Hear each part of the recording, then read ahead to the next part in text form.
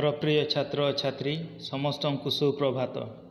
तुम्हें मैंने समस्ते केमिति अछ? मु आशा करे ईश्वर कृपारू आमे समस्ते भल अच्छु। मो सुकुल हेम्ब्रम। यही भिडियोटी प्रथम भाग तृतीय श्रेणी साहित्य बहिर पद्य विभाग आनीत। पिला माने समस्ते निज बही को देख। पाठ 3 पृष्ठा 13। सर्वप्रथमे मु पाठटी को पढ़ी एवं तुमे माने मोर अनुसरण करिवो। पिता माता सरगठू बड़ी। पिता और माता मोर सरगठू बड़ी, तांको स्नेह आदर को के पारिबो कड़ी। पिता स्वर्ग पिता धर्म, पिता मो ईश्वर, माता मोर जन्मदात्री स्नेहर सागर। पिता माता शिक्षा गुरु, मो पाई ठाकुर, तांको पाई गर्व मोर करे मु जुहार। 10 मास 10 दिन गर्भे धरी मते, सहिछि जननी मोर केते कष्ट सते। रोग हेले जगी रहे न खाई न पी, मो दुखरे ता आखि को निद न आसई। पृष्ठा 14। ता सम काहीं के आउ देखिनी धरारे, मु हसिले ता अठरू मणिमुक्ता झरे।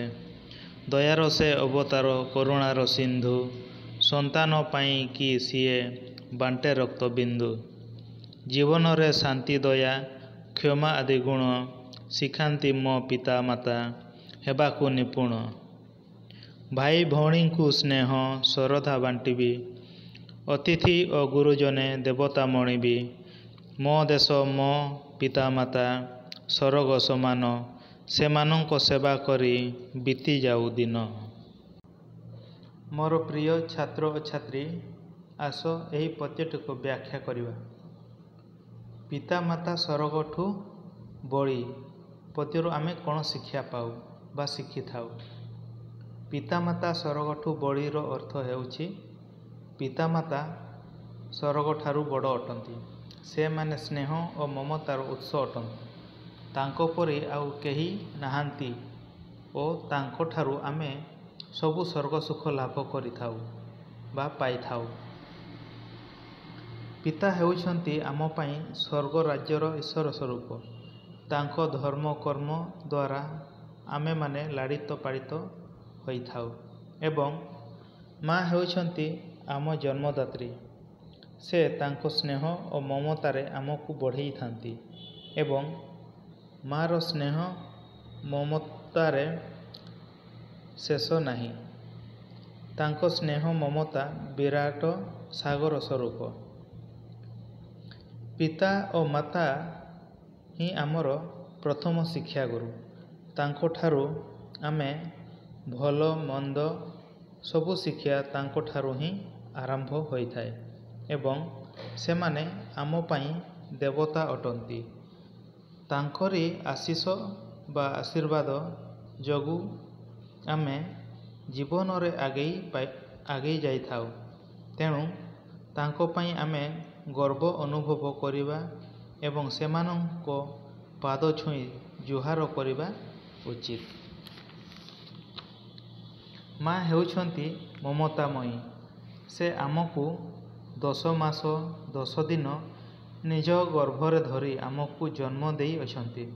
से आम पाई केते कष्ट सहिछंती एवं जेतेबेले आमको जर हेले से न सोई न खाई दिन राति जगी रहंती। दुखदायिनी माँ आम दुखरे दुखित हुअंती। एही धरा धामरे पितामाता सदृश केही नुहंती। से माने आम खुशी रे खुशी हुअंती एवं आम दुखरे दुखित होइथांती। से माने हेले करुणार सागर एवं दयार अवतार। पितामाता ही आमको शांति दया और क्षमार गुण शिखाई थांती एवं जीवन रे भल मनीष होई बंचिबाकू शिखांती। तेणु आज आमे शपथ नेबा निज भाई भौणी को, देशर समस्त भाई भौणी को ସ୍ନେହ ଓ ଶ୍ରଦ୍ଧା ବାଣ୍ଟିବା। ଅତିଥି ଓ ଗୁରୁଜନମାନଙ୍କୁ ଦେବତା ପରି ମାନିବା।